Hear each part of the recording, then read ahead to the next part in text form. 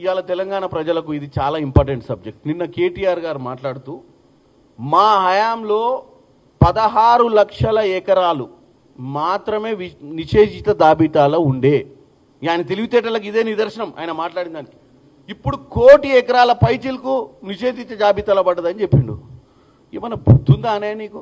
చదువుకున్నావా? దొంగ సర్టిఫికేట్ తెచ్చుకున్నావు అమెరికా నుంచి.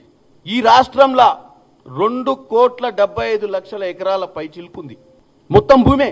ఇవాళ రైతు భరోసా 9,000 కోట్ల రూపాయలు 1,50,00,000 ఎకరాలకు వేస్తున్నాం. అంటే 1,50,00,000 ఎకరాలు రైతుల దగ్గర ఉన్నట్టే కదా. అంటే పట్టాపాస్ పుస్తకాలు ఉంటేనే కదా 1,50,00,000 ఎకరాలకు రైతు భరోసా పడేది. ఇక పోతే ఫారెస్ట్ ల్యాండ్ 68 లక్షల ఎకరాలు ఉంది. 2,75,00,000 ఎకరాలల్లా మరి 1 కోటి ఎకరాల నిషేధించిన జాబితా ఏ నుంచి వచ్చిందో మరి కేటీఆర్ గారు ఈ తెలంగాణ ప్రజలకు సమాధానం చెప్పాలి. లేదు మాట్లాడితే ఏదైనా మాట్లాడవచ్చు, ఉట్టిగానే కదా, బురద తల్లుడే కదా, ఎంత బురదైనా తల్లొచ్చు.